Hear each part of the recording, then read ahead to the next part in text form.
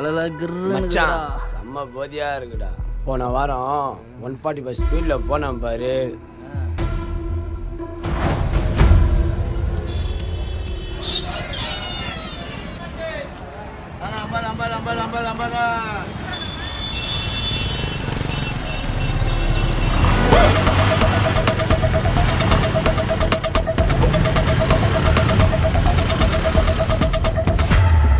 பாய் மச்சான் பார்க்கலாம்டா. ஏய் போ போ. ஏய் வெயிடே ஓட வெயிடே ஏய் வெயிடே மச்சான் கண்டுடா. ஏய் அடிங் வெயிடே.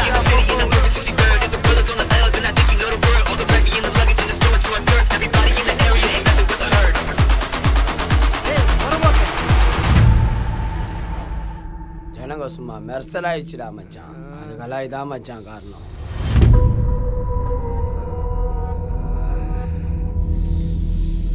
இதில் அவ்வளோதான் மச்சான். நம்ம குமார் வீட்டில் இதை விட பயங்கரமாக போட்டு வச்சிருக்கிறானா. லொக்கேஷன் அனுப்பியிருக்கிறான். அங்கே போகலாமா? மச்சான் போகலாம். ஏறு ஏறு.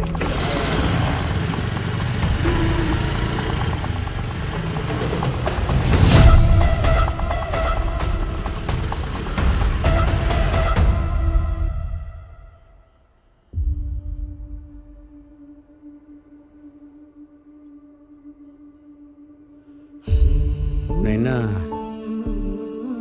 ரொம்ப நேரம் பசியாக இருக்காது.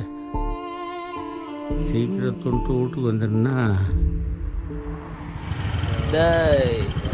நிறுத்து லொக்கேஷன் வந்துச்சு. குமார் போன போல அங்கே பாரு நடு ரோட்டில் பெருசு உக்காந்துட்டுக்கிறாப்புல. இந்த இடத்துல லொக்கேஷன் போட்டுக்கிறான் அவன். குமார் வேற போனே எடுக்கல. என்கேஜாகவே இருக்குது. கிங் கிங் கிங்னு. உலகே மாயம் வாய்வே மாயம்.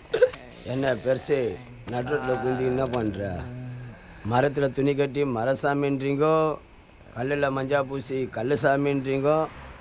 இது என்ன சென்ட்ரல் மீடியன் சாமியா?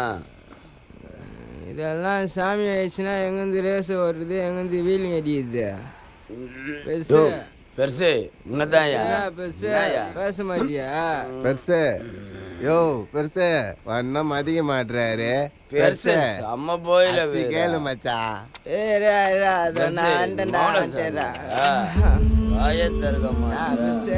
பெருசு டோபி கீபி போட்டியா? மகனா இருக்கிறா என்ன பேச மாட்டுற? பெருசு மஜா போதே கொண்டுவோம். எல்லாரும் போதையில் இருக்கிறத பாரு. போ போ போ போ. போதையில் போட்டு எப்படி போறான்? முதல்ல அவனை தூக்கியா முடியல. அவனை விட்டாத விட்டாத. வண்டி சாவி நாடு. வண்டியோ ஐயா போதையில் இருக்கானுங்க. ஆனால் வாடை ஒன்றும் வரலையா? மாத்திரை கஞ்சா ஏதாவது போட்டிருப்பானுங்கய்யா. ஏய் திரும்ப. உன் பேர் என்னடா? பிலிப்ஸ் ஐயா. கொண்டைய பார்த்தோன்னே சேவலோன்னு நினைச்சேன். ஜிஹெச் கொண்டு போய் பிளட் டெஸ்ட் எடுத்தா தெரிஞ்சிட போகுது. என்ன கர்மத்தை அடிச்சிட்டான்னு கண்டுபிடிச்சிடலாம். வாங்க வாங்க. அவனுக்கு வண்டி ஆர்சி புக்கெல்லாம் செக் பண்ணுங்க. மகேஷ் வண்டியில் ஸ்டேஷன் கொண்டு போங்க. என்ன பண்ணல சார். அந்த எல்லா குடிச்சு நான் ரோட்ல உட்காந்துக்கிறேன். அவனெல்லாம் கேட்க மாட்டீங்க. யாரு அந்த ஆளு குடிச்சிருக்காரா? ஏய் ஒருங்கடா. முதல்ல அவர் யார் தெரியுமா? சாக்கடைகளை இறங்கி அடப்பெல்லாம் சுத்தம் பண்ற கார்பரேஷன் துப்புரவு தொழிலாளிடா. ரொம்ப நாளா குழந்தையே இல்லாம இருந்த அவருக்கு ஒரு பையன் பிறந்தான். குழந்தைய பெத்து போட்டு அந்த அம்மா அன்னைக்கே செத்து போயிடுச்சு. அந்த பையனுக்கு அம்மாவா இருந்து ரொம்ப பாசமா வளர்த்தாரு. அவரோட உலகமே அந்த பையன் தான். அவனும் அவரோட கஷ்டத்தை உணர்ந்து நல்லா படிச்சு ஸ்காலர்ஷிப் எல்லாம் வாங்கி ஃபர்ஸ்ட் கிளாஸ்ல காலேஜ் முடிச்சான். அவனோட திறமைக்கு ஏற்ற மாதிரி ஒரு நல்ல கம்பெனில வேலைக்கு சேர்ந்தான். பையன் ஆபீஸ் போயிட்டு வர்றதுக்கு கஷ்டப்பட்டு செகண்ட் ஹேண்ட்ல ஒரு பைக் வாங்கி கொடுத்தாரு. அவருக்கு ஒரே சந்தோஷம். என்ன ரொம்ப நேரம் பசியாக இருக்காது. அந்த பைக்கில் தான் ஆஃபீஸ் போயிட்டு வந்துக்கிட்டு இருந்தான். இப்படி தான் ஒரு நாள் வரும்போது உங்களை மாதிரி போதையை போட்டு 4 பசங்க அம்மா இடிச்சு. அதுக்காக அவன் ஹெல்மெட் போடாமலாம் இல்லை, ஹெல்மெட் போட்டிருந்தான். ஹெல்மெட் வெறும் தலைக்கு தானே. அவன் மாறு அந்த சென்டர் மீடியன்ல அடிபட்டு அந்த இடத்துல தான்டா அவன் உயிர் போச்சு. அவர் வேலைக்கும் போறது இல்லை, யார்கிட்டையும் பேசுறதும் இல்லை. ராத்திரியானா அவனுக்கு பிடிச்சதெல்லாம் வாங்கிட்டு வந்து உட்காந்து வித்து பிடிச்ச மாதிரி அவன் போட்டோவே பார்த்துக்கிட்டு இருப்பாரு. என்ன ரொம்ப நேரம் பசியாக இருக்காது. சீக்கிரம் துண்டு வீட்டுக்கு வந்துட்டுனா.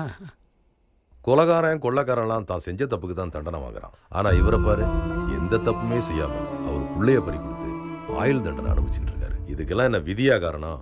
நீங்க போட்டிருக்க போதை தாண்டா காரணம். உலகத்திலேயே யாருக்குமே வரக்கூடாத ஒரே சோகம் புத்திர சோகம். அது இந்த ஆளுக்கு வந்துருச்சு. அதெல்லாம் இப்போ உங்களுக்கு சொன்னா புரியாது. உங்களுக்கு வரும்போது தான் தெரியும். எல்லாத்தையும் வண்டியில் ஏத்து. சீக்கிரம் துண்டு வீட்டுக்கு வந்துடுறியா? நான் சாக மாட்டேன். என் பிள்ளைக்கு சோறு கொடுக்கும். அவன் பசி தாங்க மாட்டான்.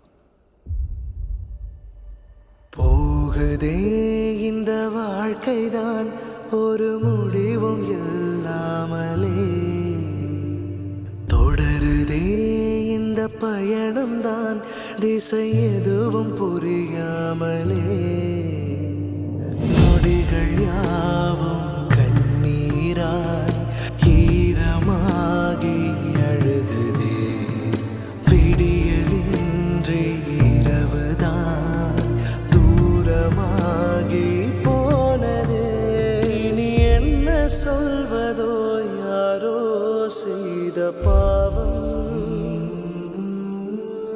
பலராயுள் தண்டனையா இவனாயுளே தண்டனையா. உலகில் மிக கொடிய வழி என்னவென்றால், யாரோ செய்த தவறின் சுமையை காலம் முழுவதும் நாமே சுமந்து மௌனித்து வாழ்வோம்.